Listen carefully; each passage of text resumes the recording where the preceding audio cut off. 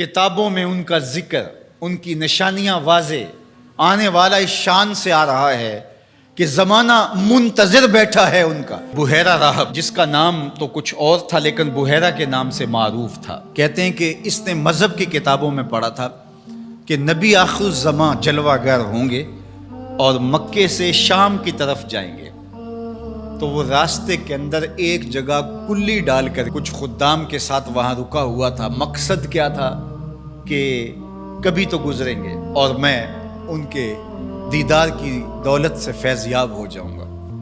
مذہب کی کتابوں میں ساری نشانیاں اس نے پڑھ رکھی تھی۔ وظیفہ کیا کرتا ہے یہاں بیٹھ کے؟ صبح ہوتے ہی مکان کی چھت پہ چڑھ جاتا ہے، اپنی اس کٹیا کے اوپر چڑھ کر کے حجاز کی طرف آنے والے قافلوں کی راہیں تکتا ہے۔ قافلے گزر جاتے ہیں، شام کو پھر نیچے آ جاتا ہے، اگلے دن سویرے پھر یہی عمل شروع ہو جاتا ہے۔ شب ہجر کی سختیاں کوئی اس سے جا کے پوچھے، تیری راہ تکتے تکتے جسے صبح ہو گئی، مدتیں بیت گئی، ماہ و سال گزر گئے۔ ایک دن وہ اپنے مکان کی چھت پہ چڑھا ہی تھا تو ایک قافلہ دکھائی دیا۔ اس نے کیا منظر دیکھا کہ دائیں بائیں کے درخت سجدہ کناں ہیں۔ سمجھ گیا میرا مقصود آ گیا ہے، جس کے لیے انتظار کی گھاتیں تھیں، جس کے لیے منتظر رہا شب و روز، جس کے لیے راستے میں کلی ڈال کے بیٹھا ہوا تھا، وہ مقصود، وہ گوہر مراد آج نصیب ہونے والا ہے۔ تو جلدی سے نیچے اترتا ہے اور اپنے مصاحبوں سے کہتا ہے جلدی جلدی اس قافلے والوں کا کھانا تیار کر دو۔ کہا کہ پہلے بھی قافلے گزرتے ہیں، یہاں رکتے بھی ہیں، آپ نے کسی کو پوچھا بھی نہیں۔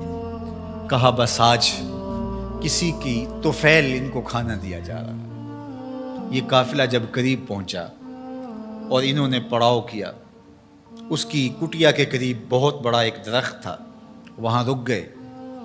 تو اس نے میسج بھیجا کہ آج دوپہر کا کھانا تمہارا میرے ساتھ ہوگا، آج تم میرے مہمان ہو۔ یہ بہت خوش ہوئے کہ ہم پہلے بھی گزرتے تھے، یہاں رکتے بھی تھے، اس نے کبھی پوچھا بھی نہیں تھا، آج خاص پذیرائی ہے۔ کھانے کا وقت ہوا تو وہ آیا، اور جس طرح وہ لوگوں کے مجمع میں کسی کو ڈھونڈ رہا ہو۔ حضور علیہ السلام اونٹوں کے پاس تھے، 12 سال حضور علیہ السلام کی عمر تھی، تو آقا کریم وہاں تشریف فرما تھے اور یہ سارے یہاں کھانا کھانے درخت کے نیچے بیٹھے تھے۔ میرے والد گرامی، اللہ ان کی قبر پہ کروڑوں رحمتوں کا نزول فرمائے۔ تو یہاں ترمذی شریف کے اندر تفصیلی واقعہ موجود ہے، اس میں عربی الفاظ جو ہیں ان کا ترجمہ اپنے لہجے میں وہ یوں کیا کرتے تھے کہ وہ بحیرہ راہب آ کر کے ان سے کہتا ہے کہ بارات آئی بیٹھی ہے، دولہا کہاں ہے؟ بارات آئی بیٹھی ہے، دولہا کہاں ہے؟ پھر حضور علیہ السلام جب تشریف فرما ہوئے تو اب وہ راہب آیا، فَأَخَذَ بِيَدِ رسول اللہ صلی اللہ علیہ وسلم۔ حضور کی عمر کتنی ہے؟ 12 سال، اور حضور کا اس نے ہاتھ پکڑ لیا۔ صحیح ترمذی روایت ہے۔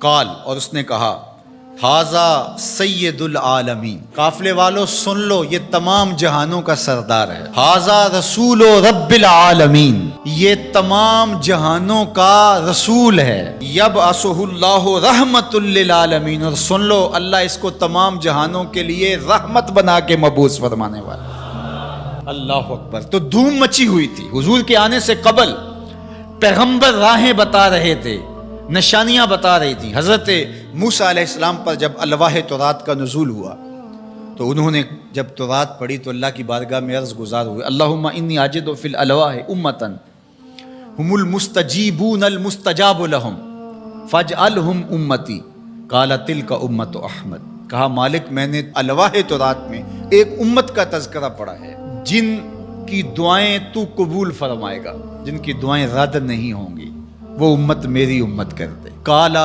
تلک امت احمد صلی اللہ علیہ وسلم، فرمایا کہ یہ تو میرے پیارے احمد کی امت ہے۔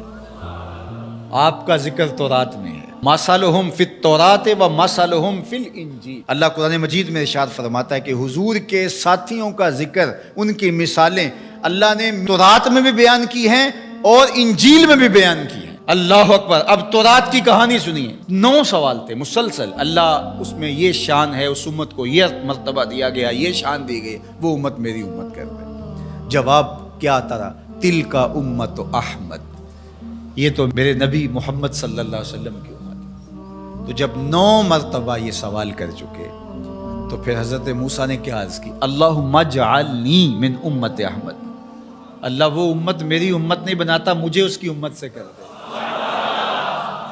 چوں بشانش نگاہ موسیٰ کرد، شدن از امتش تمنا کرد۔ جب حضرت موسیٰ نے ان کی شانیں دیکھی تو خود آرزو کی، مالک مجھے اس نبی کی امت سے کر دے۔ پیغمبروں نے آرزویں کی، 12 نبیوں کی آرزویں مختلف کتب میں موجود ہیں، جنہوں نے یہ تمنا، یہ آرزو کی۔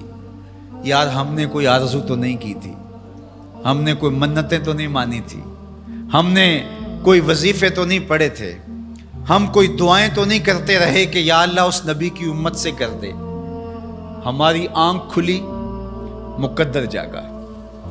ہمارے والد صاحب مسجد سے مولانا کو بلا لائے، اس نے کان میں آ کے کہا مبارک ہو، تو حضور کا غلام بن کے آ رہا ہے، شاہوں سے ملا ہے نہ تونگر سے ملا ہے، اللہ کا عرفان اسی در سے ملا ہے۔ اوروں کو ملا ہے تو مقدر سے ملا ہے، مجھ کو تو مقدر بھی تیرے در سے ملا ہے۔ یہ میرے اور آپ کے بخت کے ہم حضور کی امتی۔ میرے والد گرامی جھوم کے پڑھا کرتے تھے، محمد جانے جانا ہے، پیغمبر ہو تو ایسا۔ محمد جانے جانا ہے، پیغمبر ہو تو ایسا ہو، رسولوں کی بشارت سے مبشر ہو تو ایسا ہو، امر توقیر کا سب کو موکر ہو تو ایسا ہو، کیا ہم کو غلام ان کا مقدر ہو تو ایسا ہو، کیا ہم کو غلام ان کا مقدر ہو تو۔ میری خوش قسمتی میں تیرا امتی، بری نازم کے ہستم امتے تو گناہ گارم و لیکن خوش نصیبم۔ میں اس بات پہ ناز کرتا ہوں کہ حضور میں آپ کا امتی ہوں، گناہ گار ہوں لیکن خوش نصیب ہوں۔